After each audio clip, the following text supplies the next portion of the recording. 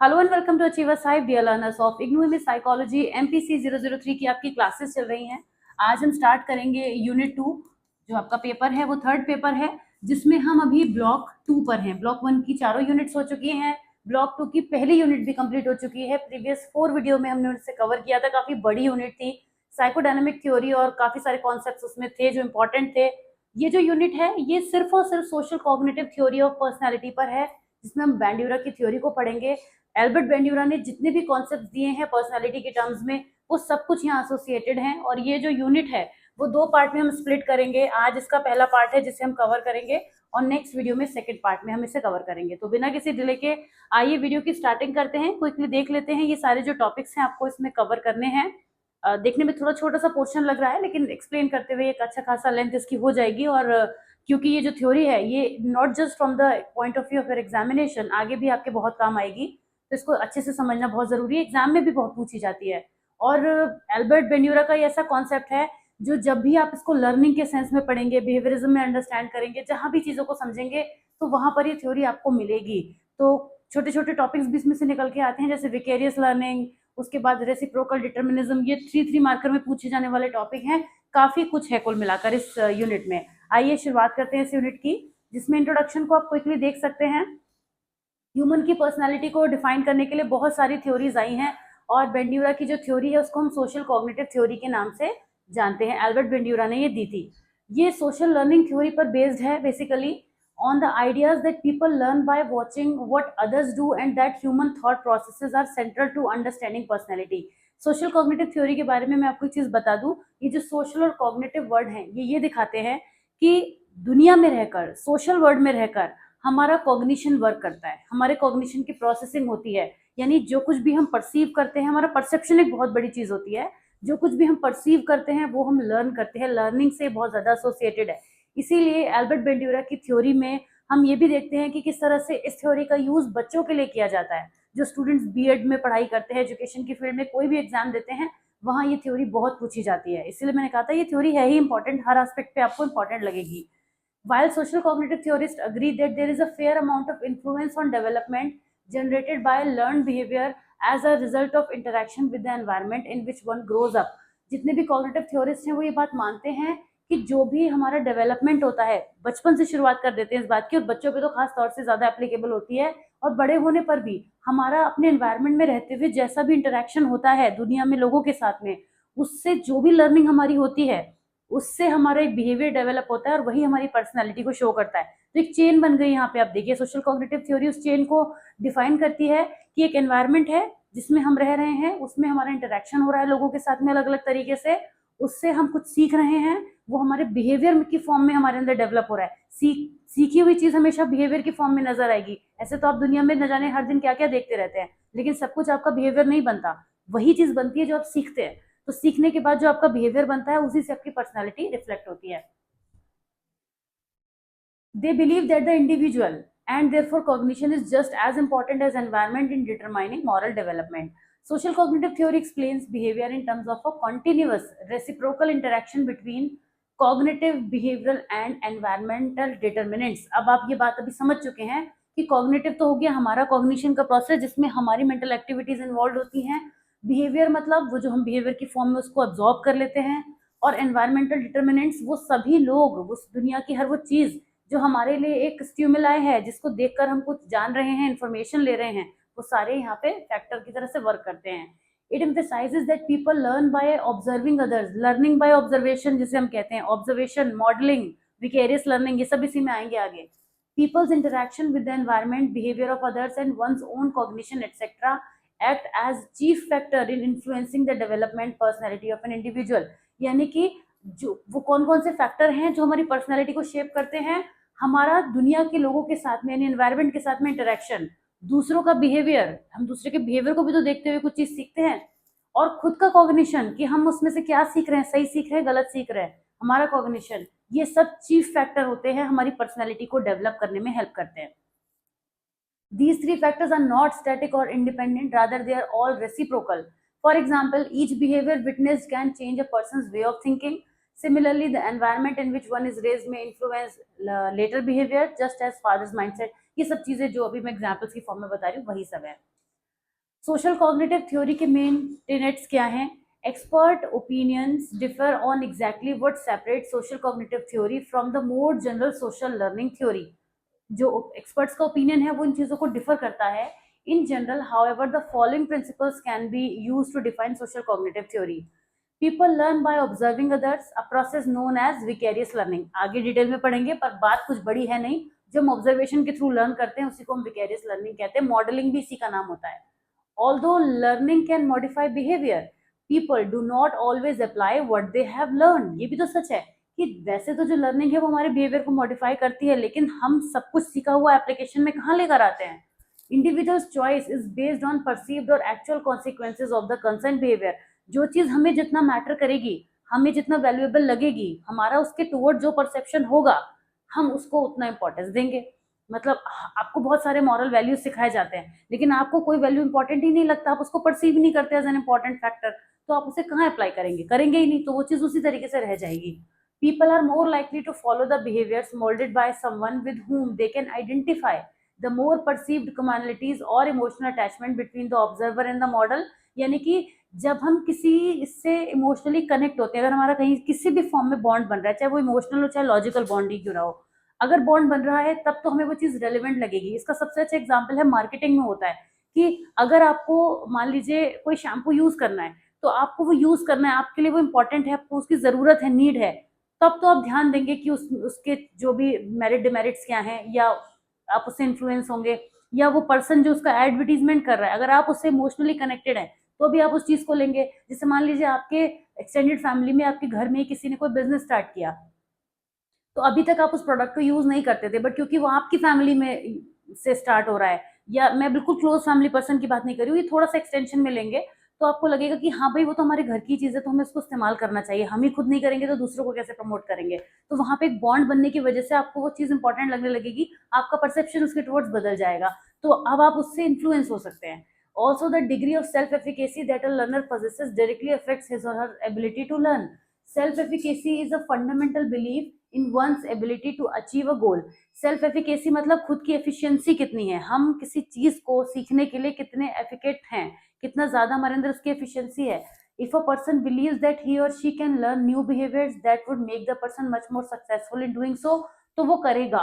अगर किसी भी पर्सन को लगता है कि ये चीज सीखने से मेरा बेनिफिट हो सकता है, या मेरे अंदर है ये कैपेबिलिटी, मैं सीख सकता हूँ, जैसे बहुत सारी चीजों को लेकर लोग कहते हैं मुझसे नहीं होगा, मैं नहीं कर पाऊंगा, तो इसका मतलब वो अपने आप को, वो सेल्फ एफिकेसी पे लो हैं। इसको बहुत इंपॉर्टेंस दी है एल्बर्ट बेंड्यूरा ने, और इस पर बड़ी डिटेल में आगे बात होगी, तो इसीलिए यहाँ ज्यादा इलेबोरेशन में नहीं करूंगी, जहां जरूरत होगी वहीं पे करूंगी। अब क्या है एल्बर्ट बेंड्यूरा की सोशल लर्निंग थ्योरी? बैकग्राउंड्स तो हम समझ गए हैं, हमने एक जो कॉन्सेप्ट है उनसे रिलेट कर लिया है सो फार। एल्बर्ट बेंड्यूरा के बारे में इस पूरे पैराग्राफ में आपको कुछ बातें पता चलेंगी, याद रख पाए तो बहुत अच्छी बात है। अगेन इसे कहीं आपको लिखकर नहीं आना है, हाँ ये छोटे छोटे पॉइंट्स तब काम आ सकते हैं जब आप किसी कॉम्पिटेटिव एग्जामिनेशन की प्रिपरेशन करें, जैसे नेट वगैरह के लिए आप तैयारी कर रहे हैं, तो ये चीजें काम आएंगी आपके। Albert Bandura was born on December 4, 1925 in the small town of Mundare in northern Alberta, Canada. He received his bachelor's degree in psychology from the University of British Columbia in 1949। He went on to the University of Iowa where he received his PhD in 1952। Graduation के बाद he took a postdoctoral position in the Wichita Guidance Center in Wichita, Kansas। He 1953 he started teaching at Stanford University, और APA के president भी ये रहे हैं, इन्होंने APA का अवार्ड भी रिसीव किया है अपने कई सारे कॉन्ट्रीब्यूशंस के लिए। Bandura has presented his theory in a series of books with Richard Walters as junior author। Bandura wrote Adolescent Aggression, in which social learning principles were used to describe the personality development, और ये उनकी दूसरी book आई इसके बाद, social learning and personality development 1963 में। तो उन्होंने social learning के प्रिंसिपल्स को काफी ज्यादा मेंशन किया। In 1969 Bandura publish principle of behaviour modification. ये काफी पॉपुलर बुक है, मैं आपको बता दूं, अगर आपने अभी तक इसका नाम नहीं सुना है तो अभी आप ध्यान रख सकेंगे। कई बार एमसीक्यूज में पूछा गया है कि प्रिंसिपल ऑफ बिहेवियर मॉडिफिकेशन किसने दिया है।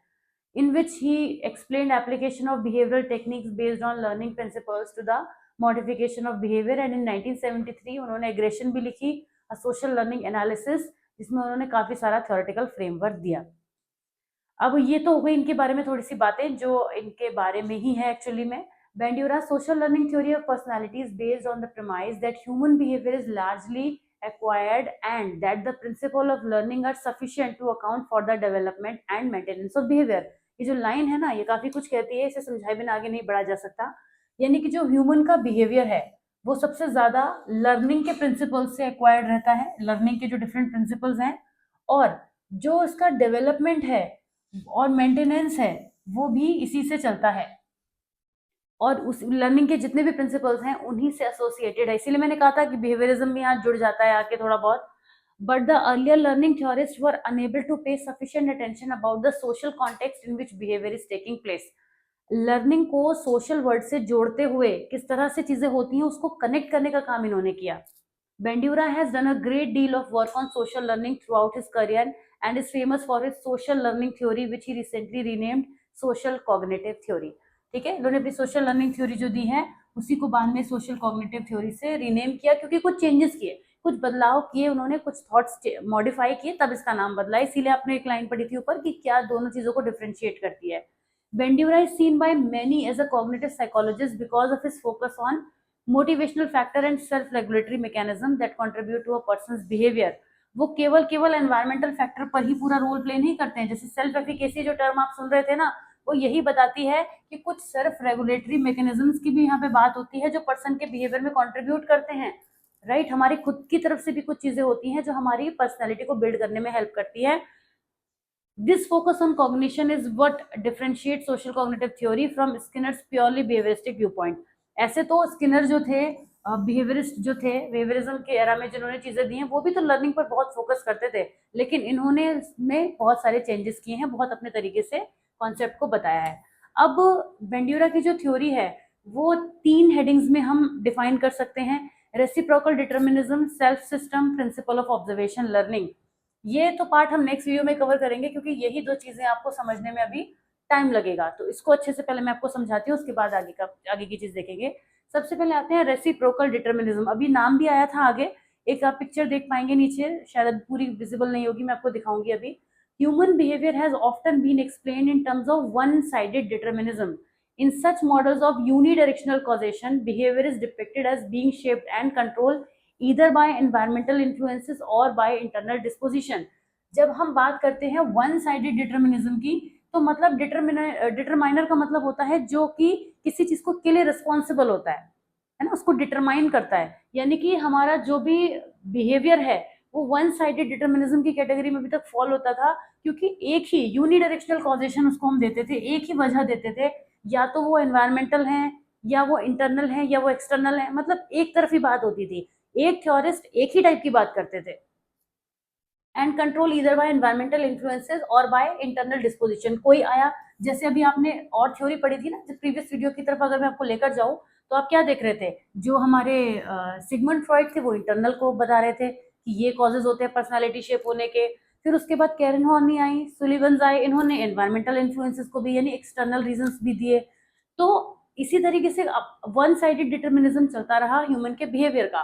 Social cognitive theory favours a model of causation involving triadic reciprocal determinism. ये जो मॉडल है ट्रायडिक, पूरा इसको मार्क कर देती हूँ, रेसिप्रोकल डिटर्मिनिज्म ये क्या कहता है, ये 3 चीजों को लेकर चलता है, क्योंकि ट्राई की बात हो रही है तो मतलब 3 चीजों की बात हो रही है। राइट, ये कहता है behaviour, cognition and other personal factor and other environmental influences, ये सब ही डिटर्मिनेंट्स बन जाते हैं जो कि बाई डायरेक्शनली इन्फ्लुएंस करते हैं, मतलब एक दूसरे को बाई डायरेक्शनली मतलब एक दूसरे को इम्पैक्ट करते हैं। Reciprocal causation does not mean that the different source of influence are of equal strength. इसका ये बिल्कुल मतलब नहीं है कि हम एक तराजू लेके बैठ गए जिसमें हमारे एनवायरमेंटल फैक्टर इंटरनल फैक्टर का बैलेंस बनेगा, बिल्कुल नहीं। कोई भी चीज किसी पर भी भारी हो सकती है, लेकिन मैटर करेगी, दोनों चीजें एग्जिस्ट करेंगी। Nor do that the reciprocal influence all occur simultaneously. ये भी नहीं है कि एक साथ सारे रीजंस होते हैं, कि एक साथ सारे जो हैं वो कॉजेज हो जाते हैं। It takes time for a casual factor to exert its influence and activate reciprocal influences. ये जो पिक्चर है ये हमें यही दिखा रही है सोशल कॉग्निटिव थ्योरी में। बी रिप्रेजेंट्स बिहेवियर, ये जो बी है यहाँ पे ये क्या रिप्रेजेंट कर रहा है, बिहेवियर को। अभी 3 फैक्टर की हमने बात की थी।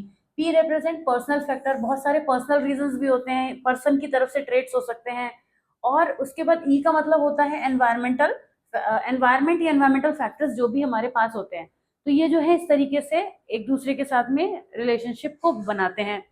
Late us consider briefly the major interaction links between the different sub system of influence, यानी हम पी बी और ई की बात करेंगे। तीनों की फुल फॉर्म आपको पता है, तो पी बी और ई में कैसे कैसे रिलेशनशिप बनता है। The P B of reciprocal causation reflects the interaction between thought, affect and action. क्योंकि पी क्या था हमारा, यहाँ पे पी जो था पर्सनैलिटी के ट्रेट्स थे, है ना। पी जो था वो हमारे पर्सनल फैक्टर्स को दिखाता है, जिसमें क्या क्या हो सकते हैं, कॉग्निटिव चीजें, मतलब हमारा जो पर्सन है वो कॉग्निटिव लेवल पर, इमोशनल लेवल पर, उसके बायोलॉजिकल इवेंट्स भी हो सकते हैं, वो सब उसके पर्सनल फैक्टर्स होते हैं। तो पर्सनल फैक्टर्स जो होते हैं वो बिहेवियर के साथ में कैसा रिलेशनशिप बनाएंगे। Expectations, belief, self perception, goals and intention give shape and direction to behaviour. ये सारी चीजें पर्सनल फैक्टर में आती हैं। पर्सनल फैक्टर में और भी बहुत सारी चीजें हो सकती हैं, क्योंकि आप समझ रहे हैं ना, पर्सनैलिटी से जुड़ी हुई चीजें हैं। तो ये सब क्या करते हैं, ये हमारे बिहेवियर को डायरेक्शन देते हैं। What people think, believe and feel affects how they behave. हम जैसा सोचते हैं उसी तरीके का तो बिहेवियर निकल कर आएगा। तो जैसा भी हम सोचेंगे, महसूस करेंगे, उसी के हिसाब से हम बिहेवियर करेंगे। जो ईपी सेगमेंट है, यानी एनवायरमेंटल और हमारी पर्सनैलिटी वाला सेगमेंट, वो रेसिप्रोकल कॉजेशन ये बताता है कि interactive relation between personal characteristics and environmental influences. ये बताता है कि जो एनवायरमेंट है, एनवायरमेंट में जो भी फैक्टर है और जो पर्सनल फैक्टर है, ये भी एक दूसरे से अफेक्टेड होते हैं। Human expectations, belief, emotional bands and cognitive competencies are developed and modified by social influences. जो बीई सेगमेंट है रेसिप्रोकल कॉजेशन का, वो ट्राइडिक सिस्टम में ये रिप्रेजेंट करता है कि two way influence between behaviour and the environment. जो बी और ये यानी बिहेवियर और एनवायरमेंट का है, उसका ये मतलब हो गया कि जिस तरीके के एनवायरमेंट में हम रहेंगे, उससे जो सीखेंगे उसी से हमारा बिहेवियर डेवलप होगा। In the transaction of everyday life, behavior alters environmental conditions and in turn altered by the very condition it creates. Because of the bidirectionality of influence between behavior and environmental circumstances, people are both products and producers of their environment. यही जो बाइडायरेक्शनल system है, इसी की वजह से हम ये कह सकते हैं कि लोग जो होते हैं वो अपने एनवायरनमेंट का प्रोडक्ट भी हैं, उस एनवायरनमेंट से शेप भी हो रहे हैं और उस एनवायरनमेंट को प्रोड्यूस भी कर रहे हैं। जो वो क्रिएट कर रहे हैं उसी से वो इन्फ्लुएंस भी हो रहे हैं। They affect the nature of their experienced environment through selection and creation of situation. Thus, a complete analysis of behavior from reciprocal determinism require consideration of all three sets of behavior. तो reciprocal determinism के अंदर कौन से तीन set of behaviour आते हैं, cognitive, behavioural और environmental influence, जो कि एक दूसरे को इन्फ्लुएंस करते हैं सभी तीनों। Bandura discusses the personal determinants of behavior in terms of the self system and individual self efficacy. अब इनके कॉन्सेप्ट्स को आगे चल के हम पढ़ेंगे। आ जाते हैं सेल्फ सिस्टम पर। सेल्फ के बारे में काफी बातें करी हैं। वैसे तो सेल्फ के बारे में सभी अपने अपने तरीके से बात करते हैं। जब भी सेल्फ टॉपिक आता है तो हर कोई उससे किसी ना किसी तरीके से कनेक्ट करने की कोशिश करता है, बट अल्टीमेटली देखा जाए तो सेल्फ ही है। जो सेल्फ है वो वही रहता है, सेल्फ में कुछ बदलता नहीं है। एक ह्यूमन बीइंग के ही बारे में अल्टीमेटली बात हो रही होती है। It is evident from the reciprocal determinism that all the three segments are mutually interactive. ये तो हम समझ गए, पी, बी और ई एक दूसरे से इंटरेक्शन में रहते हैं। Now the question arise that do they have some starting point, कहाँ से उनकी चीज की शुरुआत होती है। Bandura answered in yes and that point is self system. उन्होंने कहा चाहे एनवायरमेंट हो, चाहे पर्सनैलिटी ट्रेट्स हो, चाहे बिहेवियर हो, वो हैं तो ह्यूमन के ही। ह्यूमन ही एनवायरमेंट क्रिएट कर रहा है, ह्यूमन ही बिहेवियर को शो कर रहा है, ह्यूमन के ही ट्रेट्स की बात हो रही है, फैक्टर्स की बात हो रही है। तो यानी सेल्फ इंपॉर्टेंट हो जाता है। In social learning theory, a self system is not a psychic agent that controls behaviour, rather it refers to cognitive structures that provide reference mechanism to set of functions for perception, evaluation and regulation of behavior. ये line थोड़ी heavy doses से लगेगी, मैं easy कर देती हूँ। Social learning theory में self जो है वो केवल एक ऐसा कुछ नहीं है कि हम एक ह्यूमन एनर्जी की बात कर रहे हैं। It's not just that. वो क्या है, वो एक ऐसी मैकेनिज्म को प्रोवाइड कराता है जिससे हम जो सेल्फ है उसी से सारी चीजें निकलती हैं। कॉग्निशन हो, परसेप्शन हो, फंक्शनिंग हो, जो भी निकल रहा है वो बिहेवियर को रेगुलेट करने के लिए जो भी चीजें चाहिए वो सेल्फ से ही निकल कर आ रही हैं। An understanding of self generated influences subsumes in the self system is necessary for the explanation and prediction of human behavior. तो यानी कि सेल्फ को अंडरस्टैंड करना बहुत जरूरी हो जाता है, क्योंकि जब चीजें सारी ही सेल्फ से निकल रही हैं तो यानी सेल्फ मैटर तो करता है। According to Bandura, the three components processes involved in self-regulation of human behavior through the activation of self-prescribed contingencies. Three components कौन कौन से involved होते हैं इसमें? Self observation, judgement process and self response. तो इनको समझते हैं. सेल्फ ऑब्जर्वेशन का मतलब होता ही वही है जो होता है, आप जो जितना जानते हैं. We look at our selves, our behaviour and keep tabs on it, अपना खुद को ऑब्जर्वेशन करना. Then judgement, we compare what we see with the standard. जैसे अगर हमने खुद को जज किया तो जजमेंट करते ही साथ में हम ये भी सोचने लगते हैं कि वो सही है या गलत है. तो वो सही गलत किसी स्केल से तो मेजर हो रहा है, कोई तो पैरामीटर माइंड में है, तो वो जो भी पैरामीटर माइंड में होता है उसी के हिसाब से हम जजमेंट करते हैं. ऑब्जर्वेशन के ठीक बाद जजमेंट शुरू हो जाता है, बल्कि इतना साइमल्टेनियस होता है कि आप उसको डिफरेंशिएट भी नहीं कर पाएंगे. तो हम अपनी जो भी चीजें उनको किसी न किसी से कंपेयर करते हैं, इसी को हम जजमेंट का नाम देते हैं. सेल्फ रेस्पॉन्स, अगर हमने कंपैरिजन में हमें फील हुआ कि हाँ हमने जो सोचा वो बेहतर है, यानी अपने बारे में चाहे किसी भी एस्पेक्ट पे हम अपना कंपैरिजन करें, या तो हम बेहतर फील करेंगे या लो फील करेंगे या फिर न्यूट्रल भी हो सकते हैं. तो अगर हम बेहतर फील करेंगे तो तुरंत हमारा जो है वो एक सेल्फ रिस्पॉन्स निकलेगा. खुद के टुवर्ड्स हम कुछ तो रिस्पॉन्स देंगे, कि चाहे वो हम किसी को बताएंगे नहीं, बोलेंगे नहीं, मगर माइंड में चलेगा हमारे कॉग्निटिव लेवल पर. तो वो रिस्पॉन्स क्या होगा? वो एक अच्छी फीलिंग हो सकती है, वो खुद को कुछ रिवॉर्ड करने की बात हो सकती है. तो सेल्फ रिस्पॉन्स जरूर ही निकल कर आता है यहाँ पे. सेल्फ एफिकेसी इसके साथ आता है. और point, a very important concept in psychology that can be understood well with self regulation is self efficacy. If over the years you find yourself meeting your standards in life loaded with self praise and self rewarded, you will have a strong sense of self efficacy. जब हम अपने बारे में एक अच्छा view रखते हैं, हम ये समझ पाते हैं जो हमारा ग्राफ है वो बेहतर जा रहा है, तो हम अपनी एफिशिएंसी को खुद मेजर करते हैं, दूसरा नहीं करता है. नाम लग गया ना सेल्फ, सेल्फ वर्ड आने का मतलब है अपने ही बारे में बात हो रही है.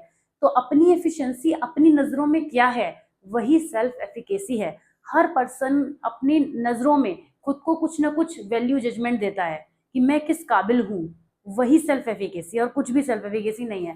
तो जो भी हमने इन सब से रिस्पॉन्स के बाद एक अपने आप को एक वेटेज दिया, एक वैल्यू दिया, समझा खुद को, वो हमारी सेल्फ एफिकेसी है. जिस भी पर्सन की सेल्फ एफिकेसी हाई होती है, वो अपनी लाइफ में डिफरेंट एरियाज में आपको सक्सेसफुल नजर आएंगे, लीड करते हुए दिखेंगे, बेटर करते हुए दिखेंगे. लेकिन अगर self efficacy over the time low हो गई है, धीरे धीरे वो डिके हो रही है, तो इसका मतलब ऐसा पर्सन के एक्शन, रिएक्शन, बिहेवियर, सराउंडिंग्स में आपको चीजें नेगेटिव दिखेंगी. Okay, according to Bandura, self efficacy is the belief in one's capability to organize and execute the course of action required to manage prospective situations. ये है self efficacy. अब fancy line आप कितनी भी लिख दीजिए, पर जो मैंने आपको समझाया कि खुद के बारे में, खुद के पोटेंशियल को आप जो जिस तरह से वैल्यू जजमेंट करते हैं, वही सेल्फ एफिकेसी है. तो किसी भी काम को करने के लिए, किसी भी सिचुएशन को मैनेज करने के लिए, किसी भी टास्क को परफॉर्म करने के लिए आपको क्या लगता है, आपकी खुद की क्या कैपेबिलिटीज हैं, वही आपकी सेल्फ एफिकेसी है. Self efficacy is a person's believe in his or her ability to succeed in a particular situation. Simplify कर दिया है यहाँ से लेके यहाँ तक, बात वही है. Bandura described these beliefs as determinants of how people think, behave and feel. ये वो determinants हैं जिनकी हेल्प से हम बता पाते हैं कि हम कैसे हैं. Since Bandura published his seminal paper Self-Efficacy Toward a Unifying Theory of Behavioral Change, the subject has become one of the most studied topics in psychology. Self-efficacy becomes such an important topic. क्यों बन गया है educators और psychologists के लिए? As Bandura and other researchers have demonstrated, self-efficacy can have an impact on everything from psychological states to behavior to motivation. हर चीज पर self-efficacy impact डालती है. तो सेल्फ एफिकेसी का रोल क्या है? बड़ा सिंपल है ये क्वेश्चन. अच्छा, सेल्फ एफिकेसी पर भी 6 मार्क्स में क्वेश्चन आ जाता है, या फिर ऐसे भी आ सकता है कि सेल्फ एफिकेसी को बेंड्यूरा की सोशल कॉग्निटिव थ्योरी के रेफरेंस में आप कैसे एक्सप्लेन करेंगे. तो कॉग्निटिव थ्योरी एक्सप्लेन नहीं करनी है आपको, सेल्फ एफिकेसी को ही एक्सप्लेन करना है. Virtually all people can identify goals they want to accomplish, things they would like to change, and things they would like to achieve. However, most people also realize that putting these plans into action is not quite so simple. हम सोचते तो बहुत कुछ है, लेकिन हमें ये पता होता है कि हर काम को करना उतना सिंपल नहीं है. कई बार हम जानते होते हैं. Bandura and others have found that an individual self-efficacy इस चीज में एक मेजर रोल प्ले करती है कि जो भी चीज हमें डिफिकल्ट दिख रही है वो हम करेंगे या नहीं, हमारी सेल्फ एफिकेसी की वजह से होता है. जिससे सिंपल है ये कॉन्सेप्ट कि अगर आपको आपके साथ 4-5 लोग और उन्होंने कहा कि यार ये टास्क तो बहुत डिफिकल्ट है, लेकिन आपको अंदर से फीलिंग आ रही है कि नहीं मैं तो ये कर सकता हूँ, बाकियों का मुझे नहीं पता लेकिन मैं तो ये कर सकता हूँ, तो वो जो आपकी फीलिंग आ रही है ना, वही आपकी सेल्फ एफिकेसी है. आपको अपनी एफिशिएंसी पे डाउट है या कॉन्फिडेंस है, वही आपकी सेल्फ एफिकेसी है. People with a strong sense of self efficacy, उनके अंदर क्या कैरेक्टरिस्टिक्स दिखेंगी? ऐसे तो बहुत सारी कैरेक्टरिस्टिक्स हैं, लेकिन फिर भी वो चैलेंजिंग प्रॉब्लम को लगेगा उन्हें कि हम कर सकते हैं, हमारे तो टाइप की ये चीज है। दे डेवलप डीपर इंटरेस्ट, उनको और ज्यादा मजा आता है। जिनकी सेल्फ एफिकेसी हाई होगी उनको डिफिकल्ट और चैलेंजिंग सिचुएशंस को करने में मजा आएगा, क्योंकि कॉन्फिडेंस हाई है उनका। They form a stronger sense of commitment to their interest and activities, वो किसी भी काम को पूरा करने में बिलीव करते हैं। अगर डिफिकल्टी भी लगे और आगे चलकर वो सिचुएशन और कॉम्प्लेक्स भी हो जाए तो उस पर वो गिव अप नहीं करेंगे, क्योंकि वो उनके अंदर कॉन्फिडेंस हाई होने की वजह से उन्हें बिलीव होता है कि मैं तो इसे कर ही लूंगा। They recover quickly from setbacks and disappointment, कोई भी डिफिकल्टी आ जाए, कोई प्रॉब्लम, अब ऐसा तो नहीं है कि सेल्फ एफिकेसी हाई है तो बस चढ़ते ही चले जाएंगे, कभी फॉल नहीं हो सकता उनका, बिल्कुल होगा। तो ऐसे में वो सेटबैक और डिसअपॉइंटमेंट से बहुत इजीली बाहर निकल आ जाते हैं।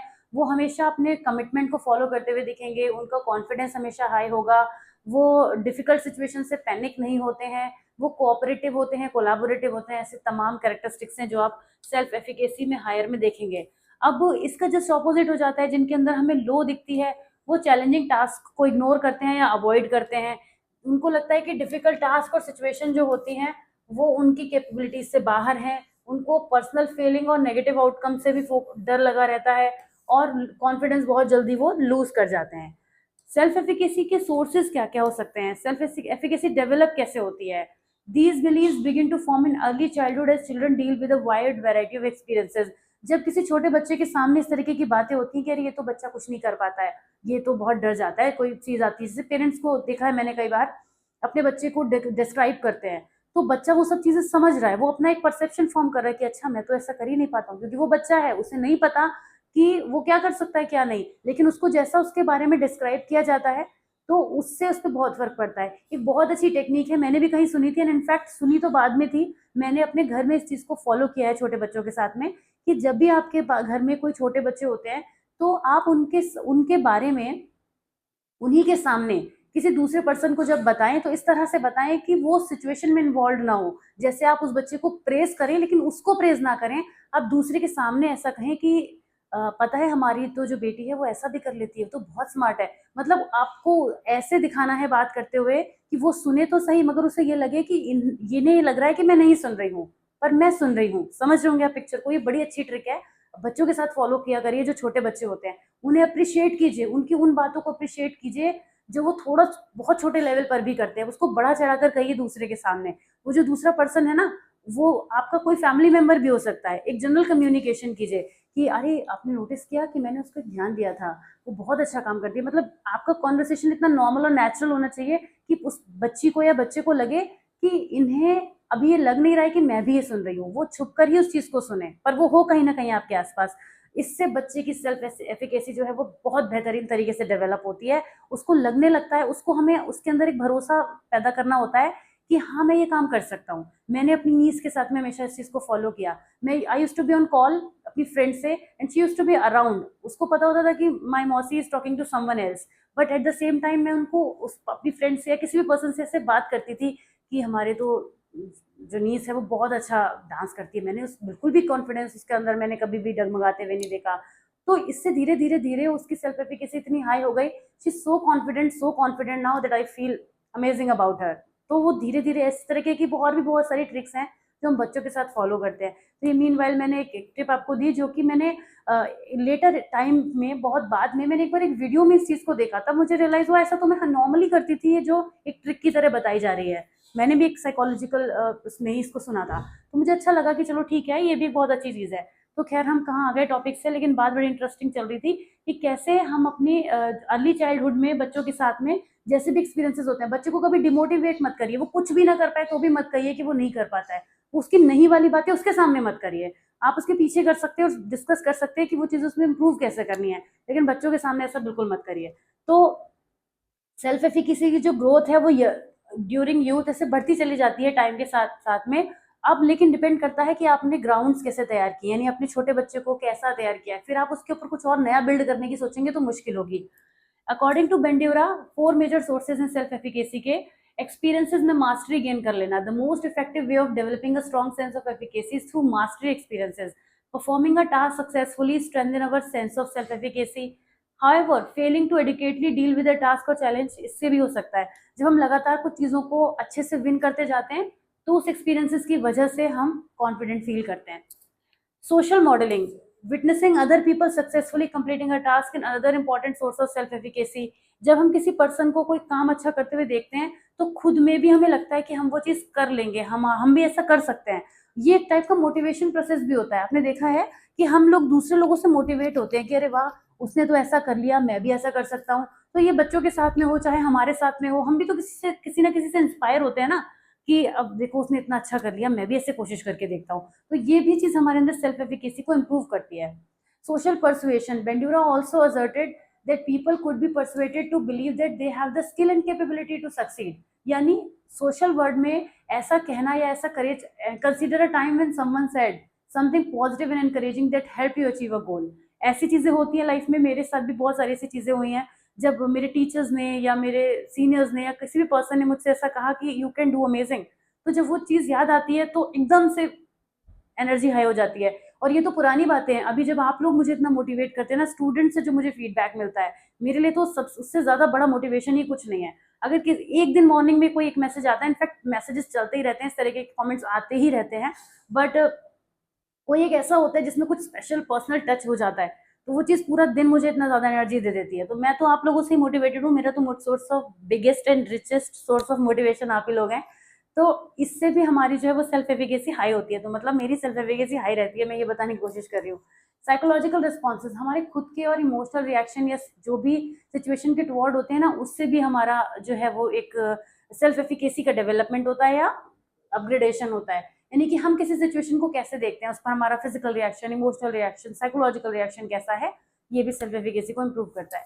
तो ये कुछ पोर्शन है, इसको एक बार और रीड कर लीजिएगा आप। नेक्स्ट हमारा जो लास्ट इसका पोर्शन है वो है प्रिंसिपल ऑफ ऑब्जर्वेशन लर्निंग, जिसके अंदर बहुत इंपॉर्टेंट चीज है, क्योंकि आपने शुरू में देखा था ना कि जो भी लर्निंग के प्रिंसिपल्स हैं उन्हीं से सोशल साइकोलॉजी यानी सोशल कॉग्निटिव थ्योरी जो है वो बिल्ड होती है।